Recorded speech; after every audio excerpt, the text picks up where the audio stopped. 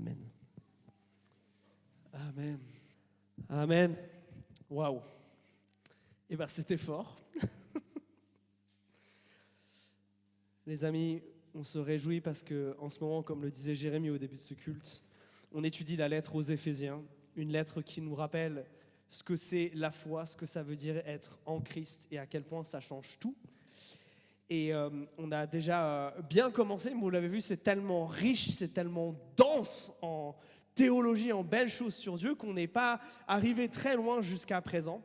On s'est arrêté sur cette idée dans le chapitre 1 qui nous parlait des raisons pour lesquelles on devait louer Dieu, pour être réjoui comme on l'a été à l'instant.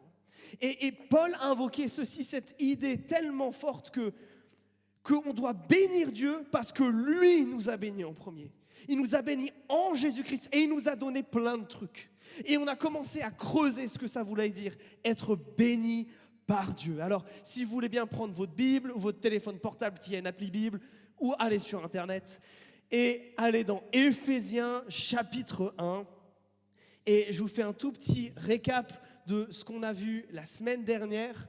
On a vu que la première raison pour laquelle on devait dire merci à Dieu, le bénir, la raison pour laquelle on était béni, c'est parce qu'on était prédestiné. On a vu que croire en Christ, c'était comme monter dans un avion. À partir du moment où on est rentré, à partir du moment où on est en Christ, on est certain de la destination.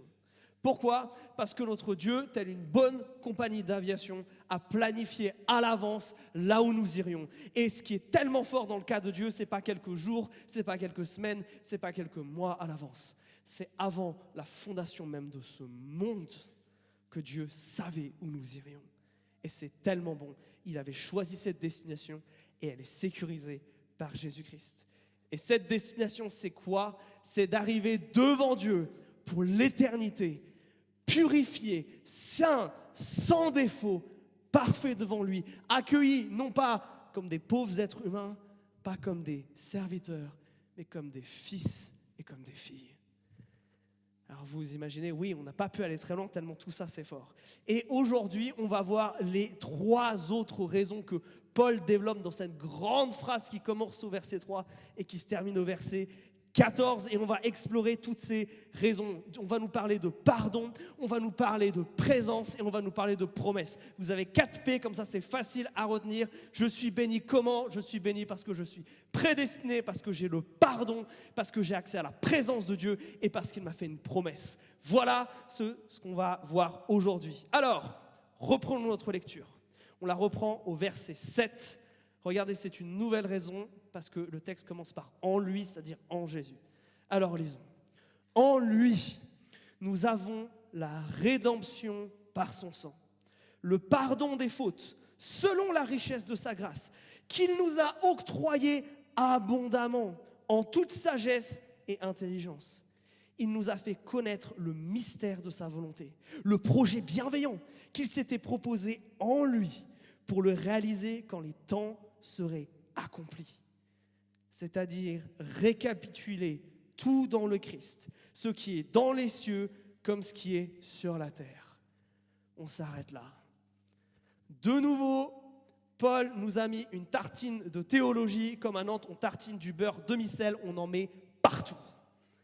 Cet énorme pavé-là, ce morceau de phrase, nous explique en long, en large et en profondeur comment le pardon, ça marche pour Dieu. Et je veux en profiter au travers du fait qu'on va regarder un petit peu ce texte pour démonter 3 grandes idées reçues qu'on a d'habitude sur le pardon, pour vous montrer que le pardon de Dieu, il marche vraiment autrement. Souvent, on a tendance à dire que pardonner, c'est finalement excuser ou oublier. Et d'ailleurs, c'est pour ça que certains ne veulent pas pardonner. Parce que non, si je pardonne, ça veut dire qu'il ne s'est rien passé. Ça veut dire qu'on oublie le mal qui a été fait. D'autres pensent que le pardon, ça se mérite. Non, mais je te pardonnerai quand tu auras changé ton comportement. Je te pardonnerai quand tu auras fait ci, quand tu auras fait ça. Des fois même, les parents, on peut être un peu trop abusifs de ça avec les enfants. Et puis, troisièmement, on croit que le pardon, ça ne regarde que la personne qui a été offensée et moi. Et on voit que le pardon, c'est quelque chose de beaucoup, beaucoup plus large. Alors je veux commencer par cette première idée-là. Le pardon, c'est s'excuser et ou oublier.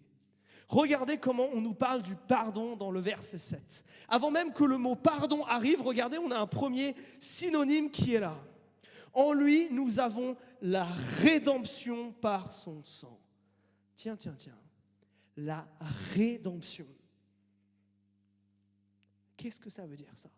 Souvent, on croit que finalement, pardonner, c'est soit accepter la justification que quelqu'un nous apporte, les excuses qu'il nous apporte, ou alors c'est laisser le temps calmer nos émotions, pour que si nos émotions sont calmées, alors après notre attitude peut l'être aussi. Mais ça, c'est l'oubli.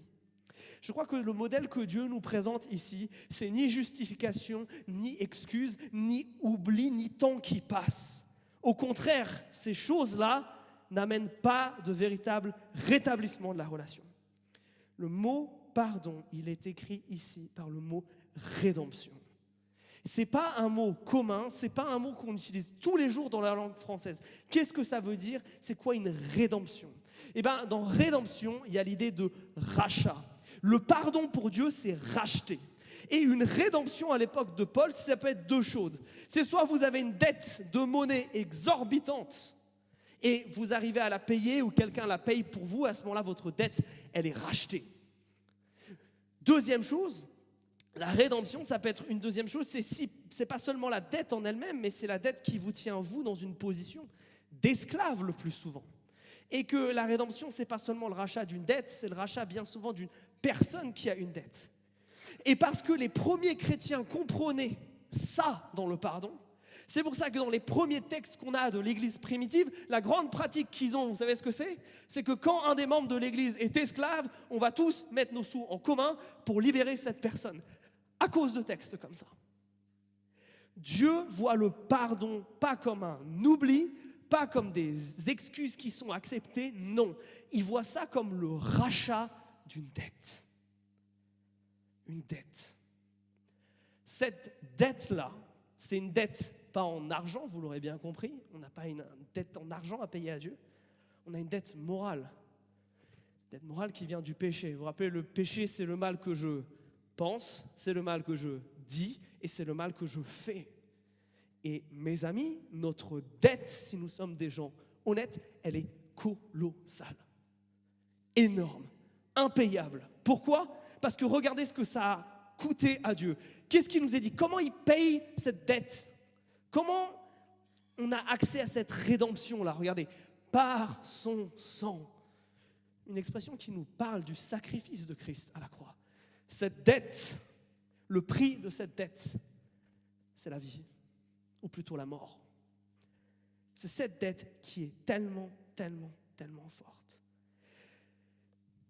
Mes amis, si la manière dont Dieu nous pardonne, c'est la rédemption, ça veut dire qu'il accepte de payer notre dette, ce que nous devons payer pour pouvoir être libres du pouvoir et de la punition du péché. C'est lui qui paye. Cette dette est en notre vie. S'il la rachète, ça veut dire qu'il offre la sienne. C'est ça, le pardon dans le christianisme.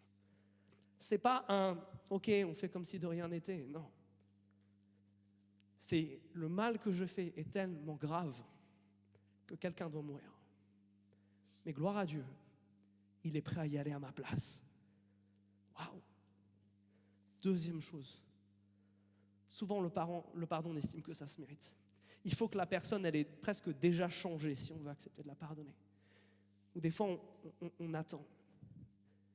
Mais regardez quelle est la base du pardon de Dieu dans tout ça. La base du pardon de Dieu, c'est la richesse de sa grâce. Ça, c'est hyper important. Le mot grâce, c'est un mot pour décrire la manière dont Dieu aime. On l'a chanté à l'instant. Dieu, il ne sait pas aimer autrement. Là. Il y a un si grand amour. On l'a répété tellement de fois, j'espère que vous l'avez noté. Mais la richesse de l'amour de Dieu, c'est qu'il est prêt à nous pardonner sans qu'on ait rien fait pour le mériter.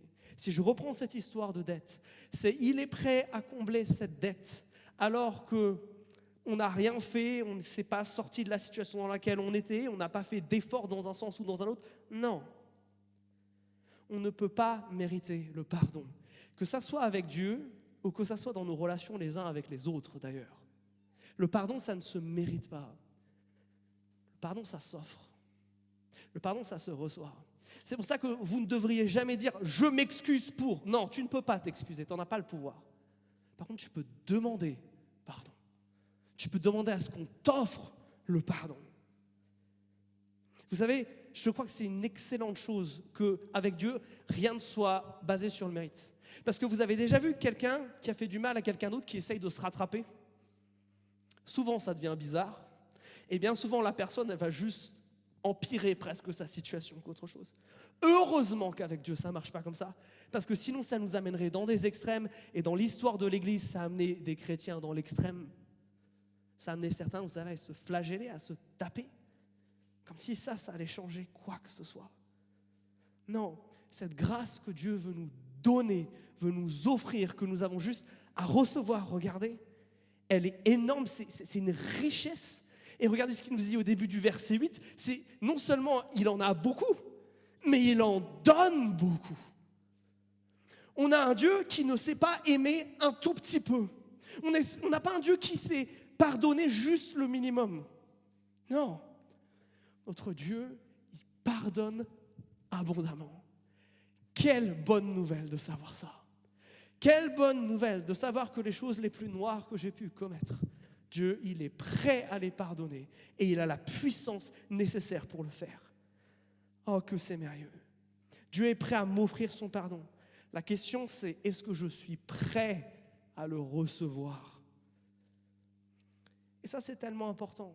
Parce qu'il y a déjà tellement de choses difficiles dans cette vie. Combien de temps perdons-nous à nous sentir mal, à culpabiliser parce qu'on a péché, à vivre dans la honte, à essayer d'attendre, d'oublier ou de nous racheter par nous-mêmes pour se sentir mieux. Alors que la clé, elle est juste là. Venir au pied de Jésus comme un mendiant et qui dit « Seigneur, j'ai besoin de grâce. Je ne la mérite pas, je ne mérite pas autant d'amour.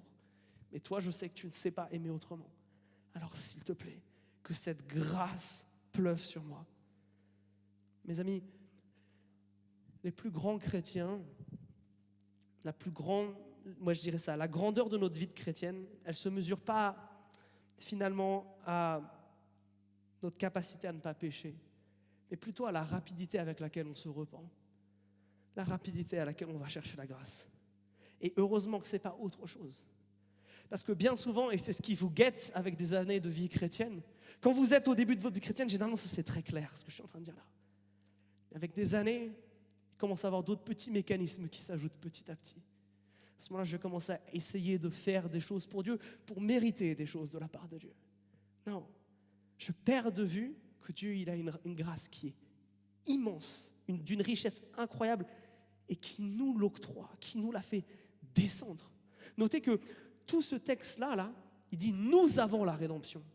C'est quelque chose qui est donné, c'est quelque chose qui est acquis. Ce n'est pas comme la prédestination dont on a parlé la dernière fois, qui est quelque chose qui touche plutôt à ce qui se passera dans l'avenir. Là, il parle de quelque chose de maintenant.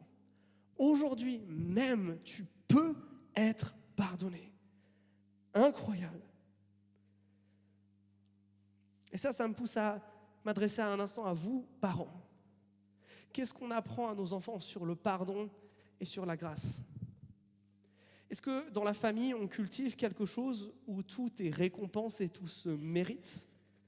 Où on cultive une atmosphère de grâce? Est-ce que nos enfants se sentent à l'aise de nous dire « Papa et maman, j'ai fait des bêtises » parce qu'ils savent qu'ils vont être pardonnés? Est-ce que ce que nous vivons avec Dieu notre Père, nous le vivons avec nos enfants? Est-ce qu'ils ont la possibilité d'arriver devant nous pécheurs et de ressortir graciés? Question tellement, tellement, tellement importante. Et cette grâce, Paul, il continue à en mettre des tartines dans le verset 8. Et il nous l'a donné, Dieu, de manière pleine et intelligible. Qu'est-ce que ça veut dire, ça? C'est que la manière dont Dieu sauve, la manière dont Dieu fait grâce, ce n'est pas un secret. Et c'est toute la force du christianisme, et encore quelque chose qui le met à part de tout le reste. Nous, on a un Jésus qui a tout fait devant tout le monde et publiquement. Il ne s'est pas caché. On a un Jésus qui est venu pour nous sauver, qui a souffert pour nous sauver, qui est mort devant tout le monde. Toutes ces choses-là, il les a fait de manière explicite. Elles étaient prophétisées avant, mais tout d'un coup, quand vient Jésus, maintenant on les voit. La grâce, ce n'est pas une théorie. C'est tellement quelque chose de vrai et de puissant que ça a changé nos calendriers. Cette mort de Jésus, elle a changé la manière dont on compte l'histoire. Et ce n'est pas pour rien. Oui, cette grâce, elle est incroyable. Mais ce n'est pas tout. Le verset 9 et 10 poursuivent et développent encore un petit peu plus cette idée qu'en fait Dieu il avait un plan derrière la tête. Comment Dieu il nous communique cette grâce-là en pleine sagesse, en pleine intelligence? Par une révélation. La révélation d'un plan qui tenait secret, de quelque chose qui n'était pas connu. Le fait qu'il voulait sauver tout le monde. Et Dieu nous dit qu'il nous fait connaître ça dans un but ultime, c'est que tous soient pardonnés, que tous, au final, soient sous l'autorité de Christ. C'est ce qui est décrit dans ce verset 10-là. Vous avez une expression un petit peu bizarre parce qu'elle apparaît une seule fois dans la Bible. Alors, dans vos Bibles, c'est peut-être marqué... au final, tout ça, c'est pour tout récapituler en Christ. Moi, j'ai. D'autres, vous avez tout conduire vers l'accomplissement. Certains, vous avez réunir sous l'autorité du Messie. Ou encore d'autres, que tout soit réuni en Christ. Le grand plan de Dieu derrière tout ça, c'est de remettre tout le monde sous Jésus, d'amener un pardon tellement puissant que tous les hommes, toutes les femmes et tous les enfants puissent y avoir accès. C'est ça l'idée. Alors si j'essaie de remonter un peu toutes les pièces du puzzle ensemble en partant de la fin, Dieu il a décidé d'avance qu'il y aurait un plan, qu'il a choisi de nous révéler. Et ce plan, c'est quoi? C'est tout réunir sous Jésus-Christ. Toute la création, regardez, il y a ce qui est sur la terre et ce qui est dans le monde spirituel. Que ce soit les êtres humains sur terre ou même dans les lieux célestes. Ce plan secret-là, il l'a fait connaître parce qu'il est bon. Et ce plan de réunification sous Jésus-là, il a nécessité une chose, qu'il meure sur la croix. Parce que ce rachat sur la croix, ça change tout.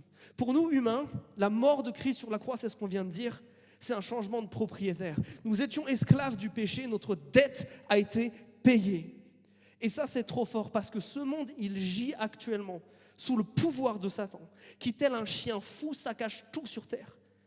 Mais un événement va changer ça. Un événement va lui mettre une laisse autour du cou qui va le ramener et rétrécir son pouvoir petit à petit jusqu'à sa capitulation finale. C'est la croix. En mourant sur la croix, Jésus nous permet non seulement de nous être sous l'autorité de Christ, enfin d'être dans une famille réconciliée avec notre Père céleste. Amen. Il reprend l'autorité du diable, premièrement dans sa capacité à réclamer que les êtres humains soient condamnés dans la honte et dans la fatalité. Mais deuxièmement, en détruisant sa puissance et en éradiquant surtout demain sa présence. Satan vaincu, Satan un jour détruit, ainsi que tous ceux qui le suivent sur terre et dans les cieux, permet qu'il ne reste qu'une chose, que des gens qui sont sous la famille, sous l'ombrelle de Christ. Et que enfin, la famille céleste de Christ, ses anges et ses êtres spirituels, et sa famille terrestre, nous l'Église, soyons tous réunis. Paul, il va loin là. Il est en train de nous dire, mais les amis, l'enjeu du pardon avec Christ, ce n'est pas seulement quelque chose d'individuel. Et on va voir le rapport avec le pardon entre les uns et les autres juste après. C'est participer à quelque chose qui nous dépasse. C'est participer à quelque chose que Jésus-Christ veut pour ce monde. On a un Jésus-Christ qui n'est pas un bisounours. Il est mort pour que tout le monde puisse avoir accès au pardon. Ce n'est pas fait. Quand je suis pardonné par Dieu, quand je choisis de pardonner les autres, je m'inscris dans une mission qui me dépasse, dans un plan que Dieu a choisi d'avance. C'est absolument incroyable. Ça donne du sens au pardon, dans ma vie et dans ce que je vis avec les autres.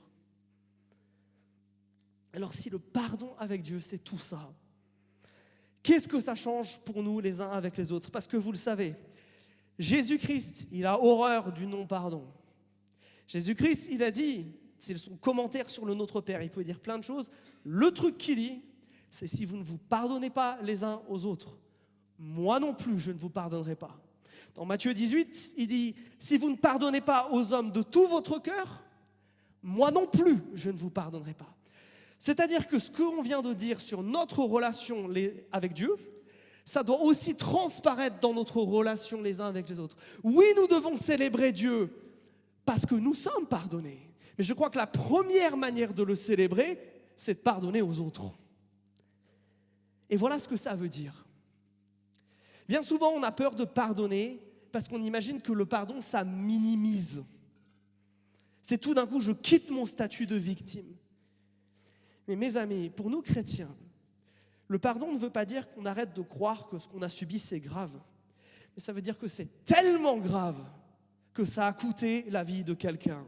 Soit celle du Fils de Dieu, soit celle de la personne qui a commis ce péché-là. Le pardon chez les chrétiens, c'est pas dire « il ne s'est rien passé ». C'est dire soit tu payes, soit Jésus paye. Mais moi, je refuse de me faire justice moi-même. Moi qui suis imparfait et qui suis hypocrite d'ailleurs pour faire quelque chose comme ça. Oui, quand je pardonne, je choisis que quelqu'un devra mourir pour cette faute. Soit celui qui l'a commise, soit Christ à sa place. Pardonner, en fait, c'est simplement ouvrir la porte pour que la justice de Dieu fasse son effet.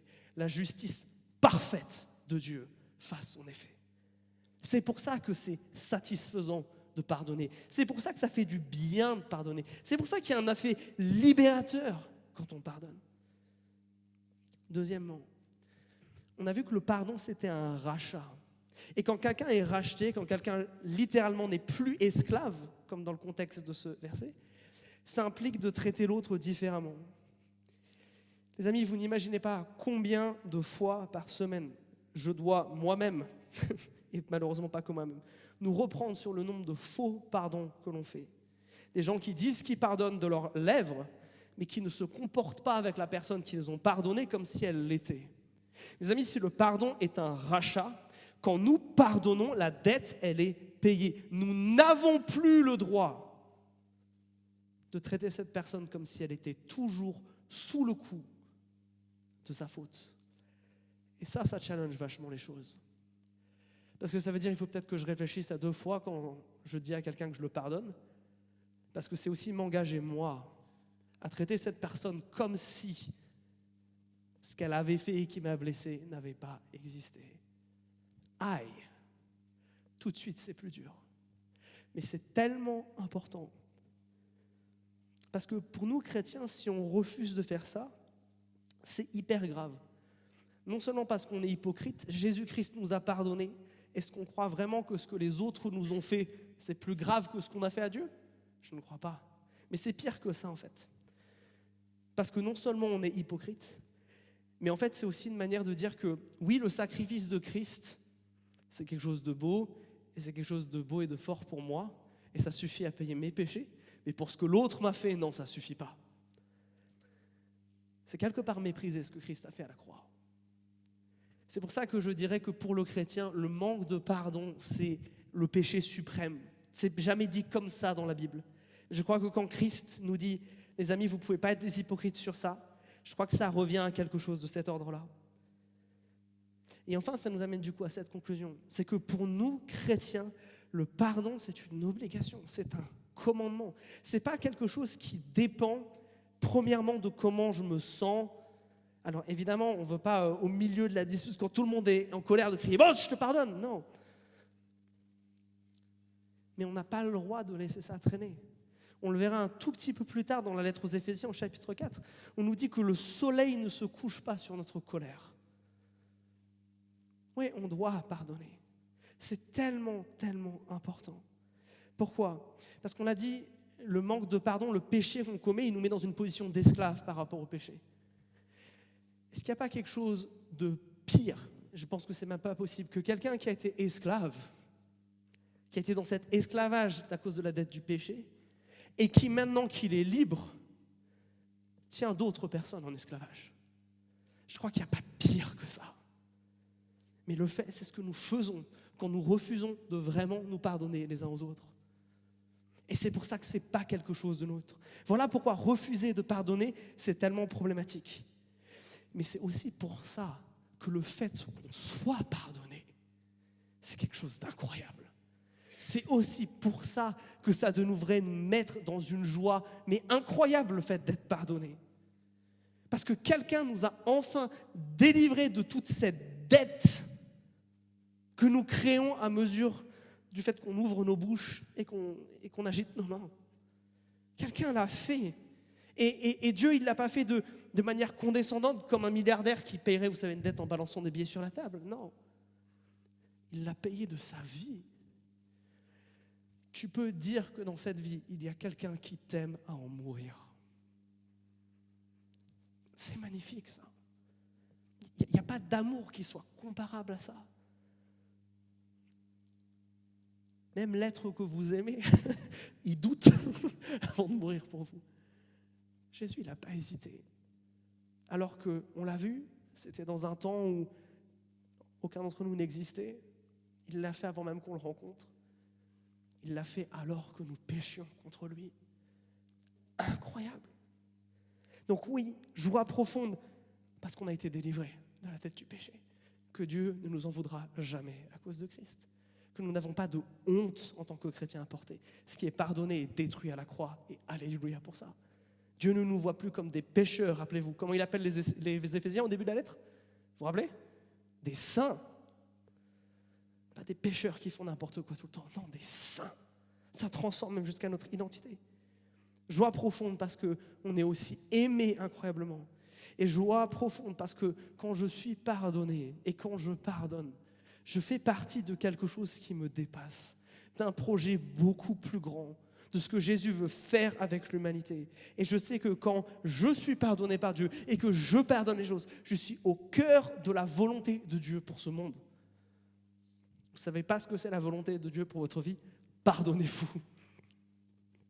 Pardonnez-vous. Mais maintenant, il y a une deuxième, la troisième au total, mais la deuxième du jour.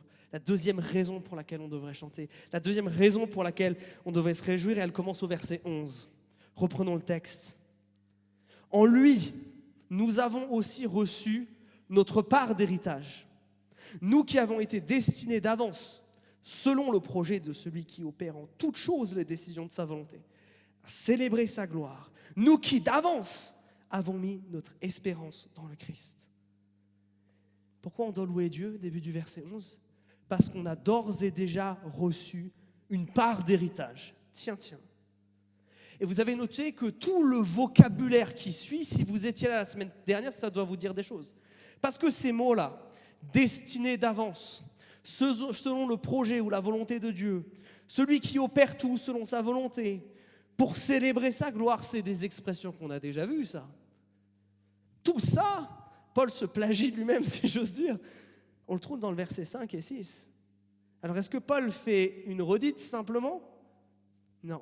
Je crois qu'il y a une nuance. Il y a deux nuances. Regardez. Au verset 4 à 6, Paul a introduit l'idée que cet héritage, cette destination, là où on va, c'est des choses futures. C'est des choses quand on est arrivé de l'autre côté.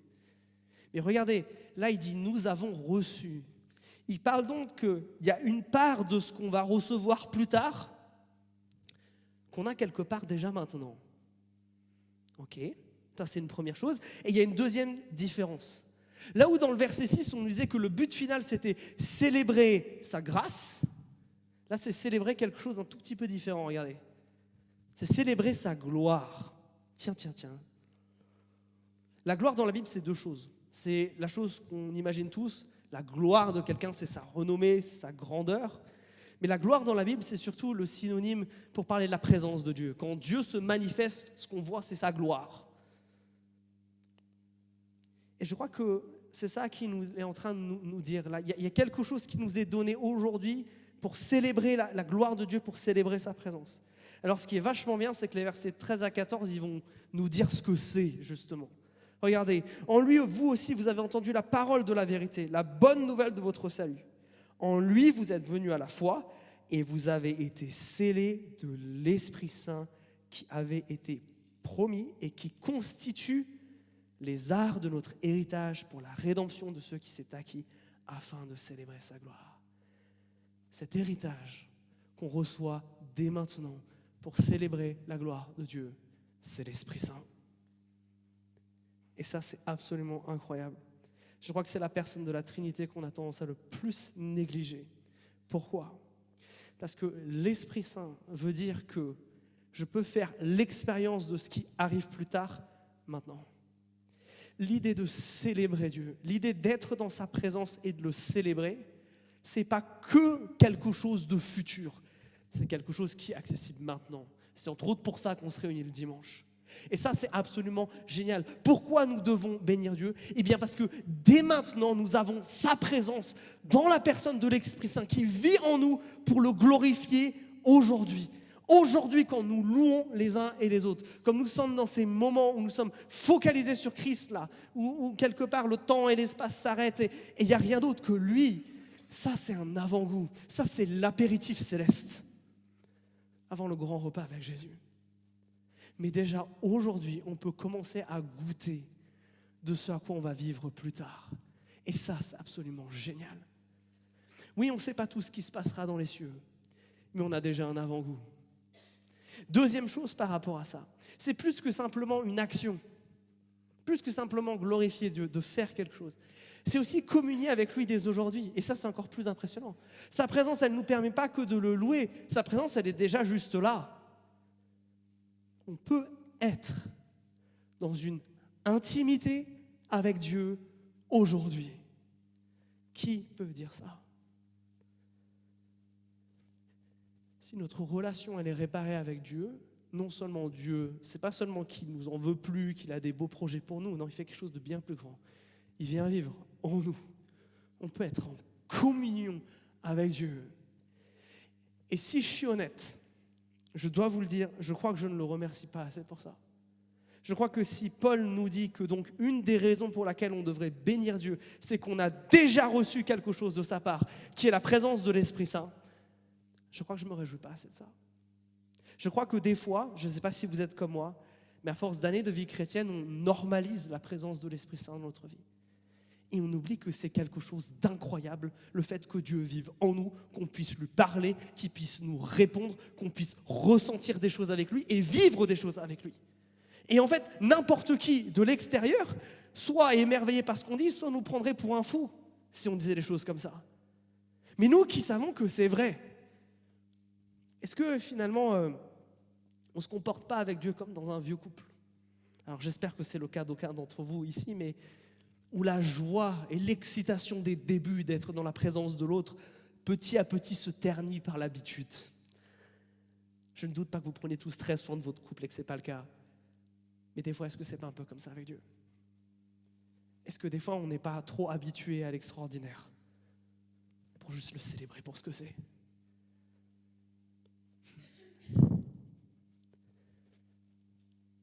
Il y a une dernière chose.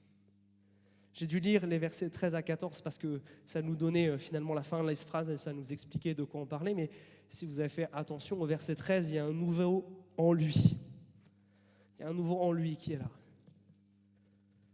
En lui, qu'est-ce qui se passe ? Vous aussi, après avoir entendu la parole de vérité, c'est-à-dire la bonne nouvelle de votre salut, en lui, vous êtes venus à la foi et vous avez été scellés de l'Esprit Saint qui avait été promis et qui constitue les arts de notre héritage pour la rédemption de ceux qu'il s'est acquis, afin de célébrer sa gloire.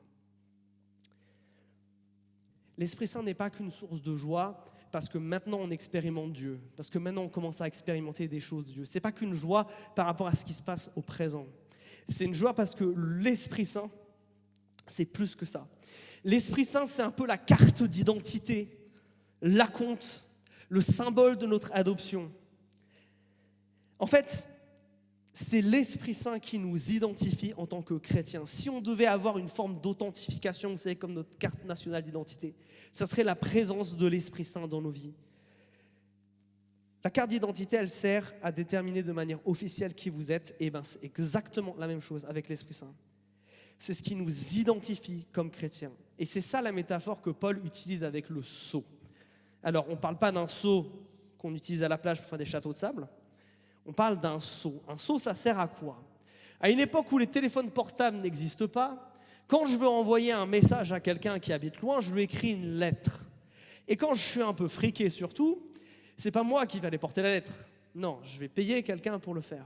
Maintenant, comment on s'assure que la personne qui reçoit la lettre, comment elle peut savoir que c'est bien la personne qui lui a envoyé ? La manière de faire ça, c'est qu'on mettait un seau. On fait couler soit de l'argile, soit de la cire, et puis on met un un tampon, on fait rouler un cylindre comme ça. Et ça fait une espèce de signature. Et ça dit, la personne qui a écrit ces lignes-là, c'est celle à qui appartient ce sceau-là, cette forme-là. C'est quelque chose qui appartenait à chaque famille, à chaque individu important. Et la métaphore que Paul est en train d'utiliser, c'est ça. Le Saint-Esprit, c'est le tampon par lequel Dieu il dit sur vos vies, à moi, tu m'appartiens. Et ça, c'est absolument extraordinaire et génial. Parce que vous savez, Dieu nous a donné plein de choses pour nous rappeler et nous assurer qu'on est chrétien quand on doute. Parce que, soyons honnêtes, je ne connais aucun chrétien qui n'a jamais douté dans des périodes de difficulté, quand il se compare avec d'autres. Et il y a souvent des choses auxquelles on peut se rappeler. Oui, le baptême, c'est un moment important pour vaincre le doute. La Sainte Seine qu'on va prendre tout à l'heure, c'est un moment important pour vaincre le doute, parce qu'elle nous rappelle, oui, notre foi en Jésus-Christ. Mais entre guillemets, le baptême, c'est arrivé une fois dans notre vie, et puis la Sainte Seine, c'est quasiment toutes les semaines chez nous, mais ce n'est pas tous les jours. Mais il y a un témoin tous les jours qui te rappelle, tu es à Jésus-Christ. Tu es à Jésus-Christ et il ne te lâchera pas et tu sais où tu vas. C'est l'Esprit Saint. L'Esprit Saint, c'est celui qui t'identifie à Christ. C'est celui qui dit « à moi et rien qu'à moi ». Et ça, c'est tellement important. Parce que si tu doutes, si tu as peur dans ta vie chrétienne, si des fois tu dis « mais si ça se trouve, je ne suis pas sauvé », mes amis, l'Esprit Saint, c'est l'assurance suprême que nous savons qui nous sommes et que nous savons où nous allons. Et cet Esprit Saint, nous dit le texte, il arrive après 2 événements. Après avoir entendu le message de l'Évangile et après avoir eu foi, après avoir cru en ce message. C'est ça qui doit se passer. Entendre que Christ est mort pour ses péchés et qu'il est ressuscité le 3e jour. Tout ça pour enlever cette punition, pour racheter cette dette et pour te libérer et te montrer maintenant une nouvelle vie. Entendre ce message et croire ce message. Voilà ce qui fait de toi un chrétien. Et la manière de prouver ton adoption dans la famille de Dieu, la signature sur le papier d'adoption, c'est l'Esprit Saint qui dit à moi et encore à moi. Alors, comment je sais que l'Esprit Saint vit en moi et que je suis chrétien? La Bible, elle nous dit, il y a cette chose interne là, le fait d'entendre le message et croire, et puis il y a aussi quelque chose d'externe. Cet esprit-là, il me donne justement cette garantie d'être en Christ par la chose suivante. 1, il me donne des dons. L'Écriture est très claire, le Saint-Esprit, il ne vit pas chez nous et il ne fait rien. Vous savez, ce n'est pas un squatteur dans nos cœurs. Le Saint-Esprit, il les transforme et il fait des choses.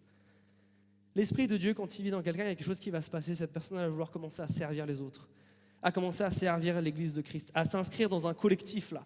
Et tout d'un coup, elle va se rendre compte, mais il y a quelque chose où j'aime aimer les gens de cette manière-là. Ben, vous l'avez deviné, c'est en parlant très fort. Mais il y en a d'autres, c'est autre chose. Multiplicité de dons. Mais quand l'Esprit de Dieu vit en toi, la première chose qui se passe, il va y avoir ce désir. Et puis, généralement, quand tu ne sais pas trop comment servir, ça t'angoisse un petit peu. Mais il y a une deuxième chose. L'Esprit, justement, il commence à te transformer de l'intérieur. Et il y a des choses qui se manifestent en toi. Ce n'est pas des choses sur lesquelles tu dois travailler, tu dois devenir meilleur. Non.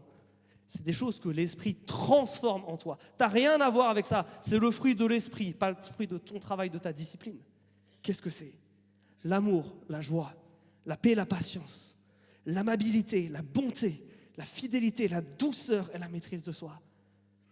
Quand l'Esprit de Dieu vient en quelqu'un, il y a des dons et il y a des fruits. Et les deux marchent ensemble. Et bien souvent, nos églises font l'erreur de privilégier l'un par rapport à l'autre. Certains sont tellement centrés sur les dons qu'ils peuvent recevoir les prophéties les plus extraordinaires, mais se comporter, pardonnez-moi le langage, comme les pires des salauds. D'autres, c'est l'inverse. Oui, ils vont avoir un caractère tellement transformé, tellement pieux, tellement saint, tellement aimable. Mais dans leur coin. Pas à servir le corps du Christ.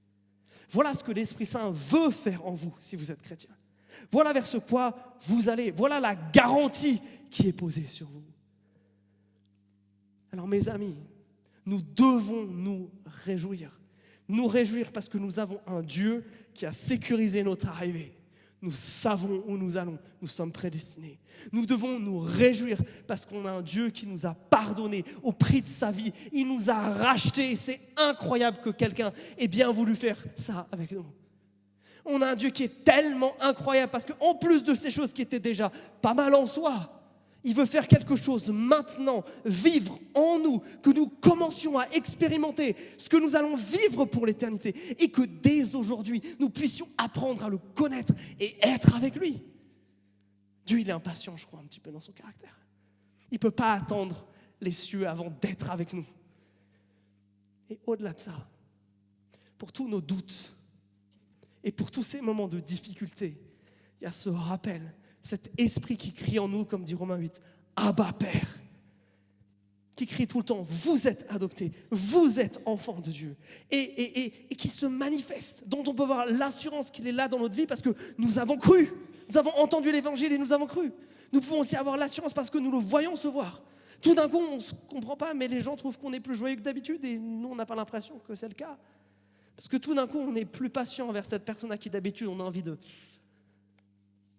Parce que tout d'un coup, on a envie d'aimer les autres d'une manière où c'est pas grave si ça me prend quelques soirées dans la semaine de préparation, mais ça, j'ai vraiment envie de le faire. Voilà ce qui se passe. Voilà pourquoi nous devrions aimer Dieu. Parce que si vous regardez dans toutes les dimensions de notre vie, que ce soit notre futur très lointain, que ce soit notre présent, que ce soit par rapport à notre faute passée ou nos ressentis d'aujourd'hui, Dieu s'est impliqué dans absolument tous ces éléments. Et ça devrait pousser notre adoration. Ces choses-là, vous voyez, c'est ce qu'il disait au verset 3. Ce sont des choses qui nous sont données toutes en Christ. Sans Jésus, il n'y a aucune de ces choses qui n'est là. Et surtout, c'est ces choses spirituelles qui ne dépendent pas des circonstances et qui sont toujours là.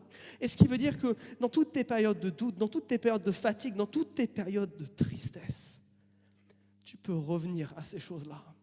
Parce que ces choses-là ne changent pas. Tu peux revenir là, au pied de la croix, et te rappeler tout ce que Jésus a fait pour toi. Et ça transforme une personne. Alors je vous propose que nous répondions à ce que l'Esprit Saint a dit à Paul dans ce texte. Ce texte nous encourage, rappelez-vous le verset 3, qui est un peu le grand titre de tout ça, à bénir Dieu, à le célébrer. Et on veut le célébrer comme Dieu a envie d'être célébré. C'est un truc qu'on dit assez souvent avec le groupe de louanges. On ne veut pas faire des chants qui sont cool, on ne veut pas avoir une jolie musique. On veut premièrement adorer Dieu comme Dieu il a envie d'être adoré.